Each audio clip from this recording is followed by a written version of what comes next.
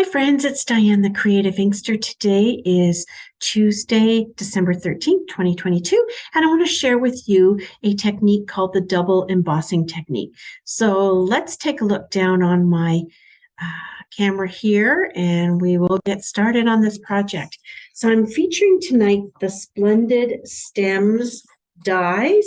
So these are in the July to December mini catalog. There's 9 dies, and they actually do cut a very thin, leafy branch. So while this looks like it might be thick, it's actually the thin outline. So let me give you sort of an example of how they turn out. So this is this one, just to give you an idea of that. But what I wanted to share with you about these is while we still have them around, they are significantly reduced in price. This set of 9 dies was $47 in the catalog. It's on for $18.80 Canadian. And you've got a cute little half moon die here for greetings, or I've used it, it's got some stitching on it. I've used it as the planter or vase for the different leaf patterns. So we're going to do the double embossing pattern here, and I just wanted to share that with you. I'm also going to include the open leaf trinkets. They were $11. They're on for $4.40, and you get 20 of these beautiful, thick, copper colored trinkets that you'd put on with glue dots. Alrighty, let's get started on our project. What you're going to need for this card is a standard card base. Now I've made mine 4 1/4 by 11, and I've scored it halfway at 5 1/2, and I'm going to fold and burnish it with a bone folder. Here we go. And then for the inside, because I'm using a really dark card base, I'm going to cut a piece of white or vanilla. I'm going to stick that on the inside. It's 4 inches by 5 1/4. So we'll glue that in. Why don't we do that as we go? And we'll get that glued and placed inside. You've heard me say before, if you've watched my videos, that when I don't do it at the time I'm creating the card, I completely forget. And later on, when I want to use that card or send it to somebody, I find out that I need to cut a piece to put inside. So better to do it as I go. Then we're going to emboss a piece that is 3 3/4 by 5 inches. So the embossing folder I chose was the Brick and Mortar 3D one.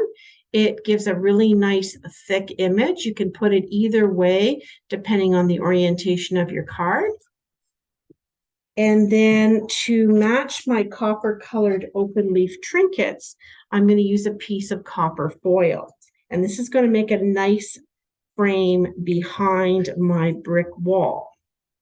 But I don't want to cover it all up, because if I just put this on here, it's going to look great, but I'm going to miss all that piece inside. So I'm going to take one of my stitched rectangles and I'm going to cut a piece out of the center, and you'll see how I'm going to use that with my Splendid Stem dies. So let's pull this around. I know it's going to wiggle a little bit when I pull my Stampin' Cut and Emboss machine in. Here we go. So I'm centering my stitched rectangle, and then we're going to run this through. There we go.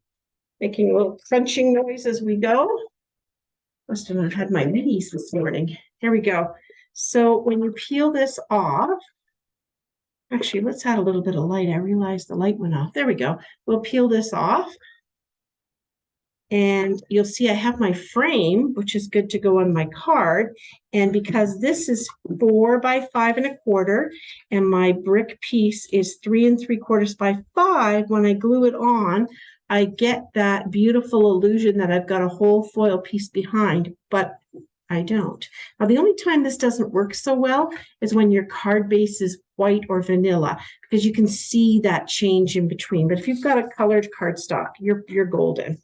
So from this piece that's left over, I'm going to die cut those. Now I could set it aside and keep it as another layer. It now measures 3 3/8 by 4 3/4. So I could do that, or I could cut it in half and use it for bits and pieces. But what I want to do is take a few of these dies and cut them out. So I wanted a couple that are a little bit different shapes. And I could use different foil colors if I wanted. I'm going to take 3 and I'm going to run that through the cut and emboss machine. And then I'll have those pieces. Before I do, though, I should show you how we add some adhesive to the back. So if you've never bought these before, adhesive sheets, they're amazing. They come in 6 by 12-inch sheets. They're double-sided adhesive. And when I go to put one on, I cut it just a little bit smaller than my piece here. So I'm just going to actually grab my paper trimmer, come over here, and we'll trim it down a little bit smaller. So that was 4 3/4 by 3 1/8, I think. So if we go just about 3 inches, that should be perfect. And the reason I make it just a little bit smaller, it's so that when I run it through the Stampin' Cut and Emboss machine, then I am not getting all adhesive sticking out of the edges. So it is perforated partially along. So I peeled the first backing piece off, and then I'll lay this down on top. It really wants to stick. And I'll kind of press that down, and then I'll pull the next piece of backing off. Make sure only the backing comes off. It's wanting to stick. There we go. Pull the backing sheet off and then press that down. Now what I have now is the adhesive sheet on the back of my foil with adhesive in between. So I'm going to cut through this side just like I normally would. Put these on here. Just layer them down and give me a moment here to cut these out. So I'm recording this today on the 13th, but it's going to be my What's Up Wednesday for this week. I have an opportunity to head out with a friend to the museum for a storytelling evening with our local storytelling guild. And it seems like a really fun thing to do. So I know you'll appreciate having something to watch while I'm out enjoying an evening out with friends. All right, here we go. Here's our pieces. So here's what happens when they cut out, is they come out very easily.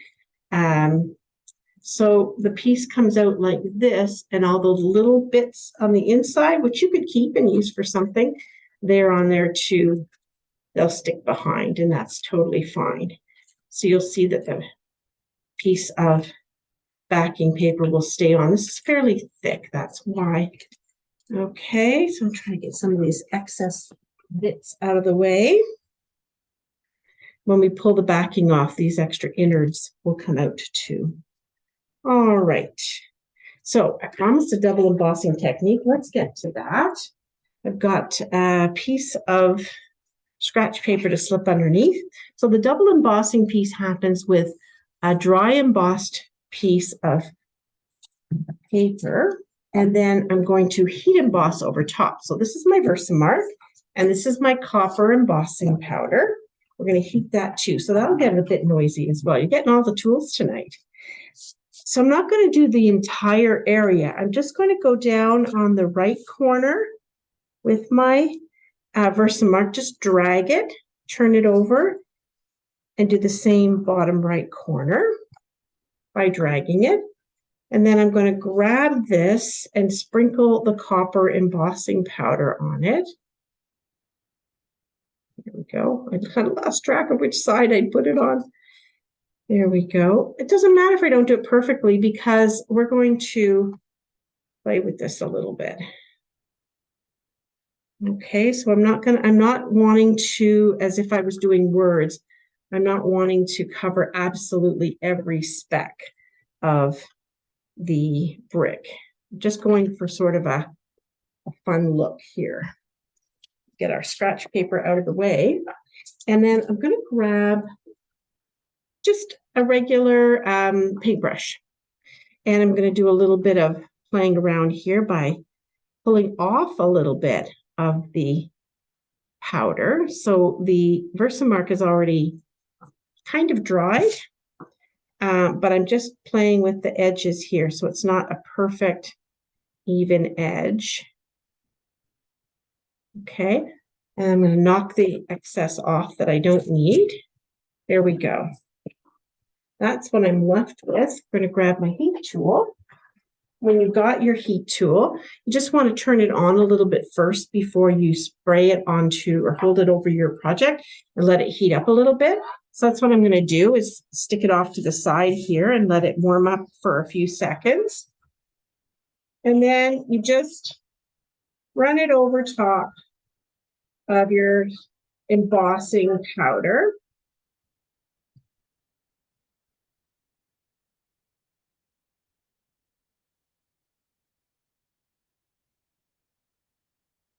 And when you see it starting to look shiny, that's when it is embossed.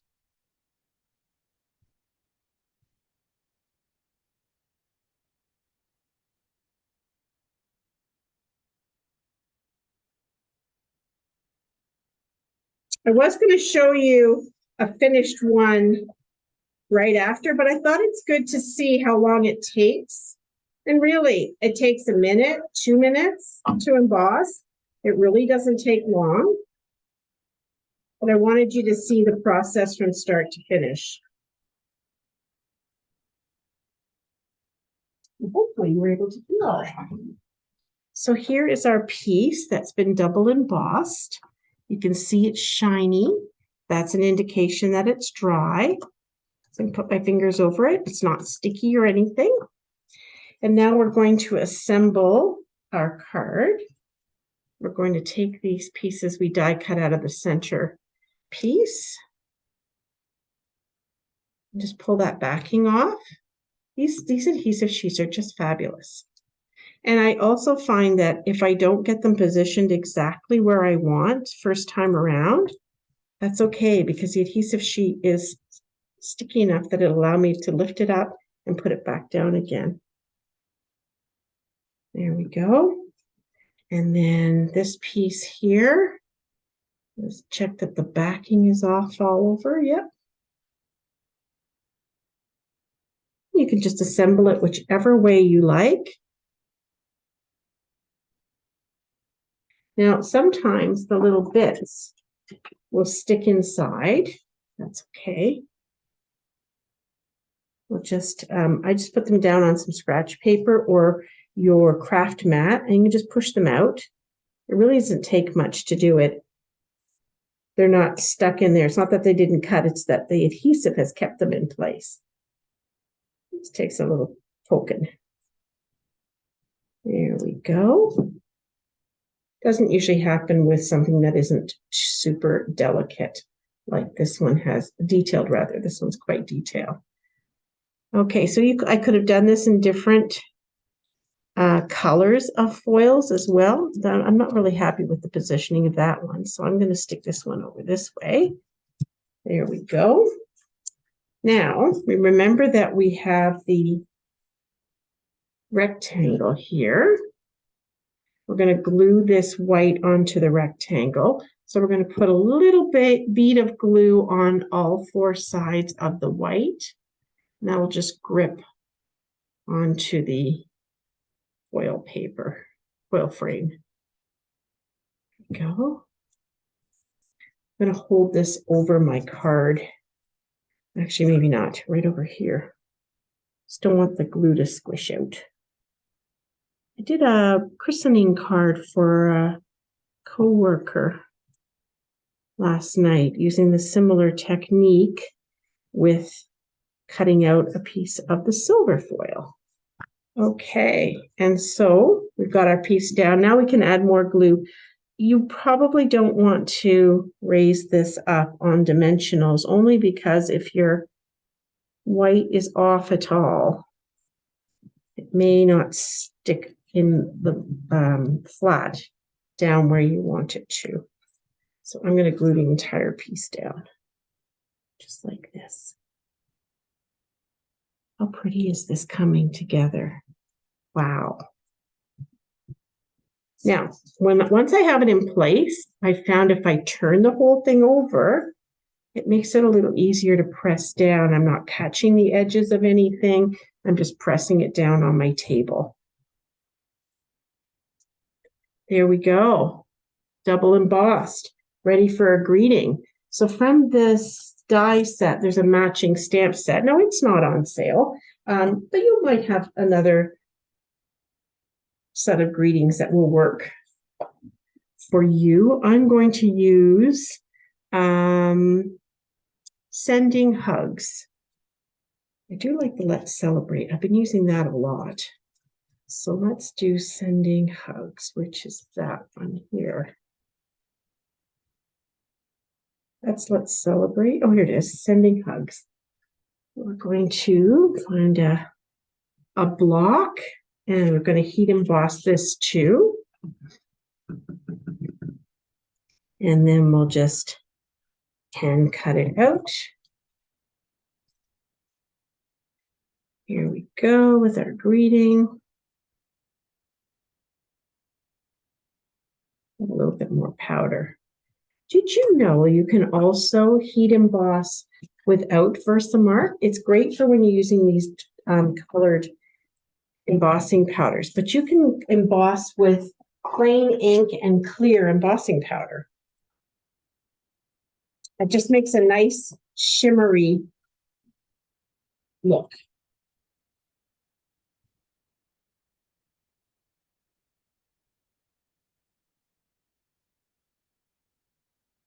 There we go, all done. Heat embossed. Here's our Sending Hugs. We can punch it out or die cut it. I didn't bring something over here with me, so I'm going to hand cut it out.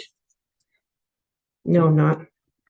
Change my mind. I'm going to grab a quick circle die. Layering circles, gotta have those. See, that one's a bit big. This is the one we're going with.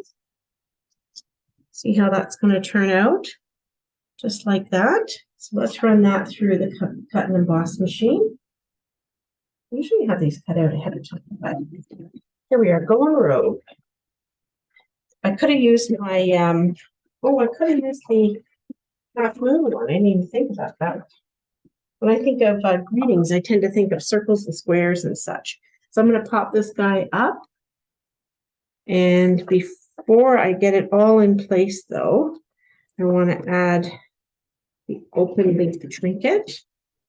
How pretty is that? So I just want to see where that's going to land. That's going to go like this. And I think I'm going to just stick it behind so it'll be that much more pronounced. Grab a glue dot. Here we go.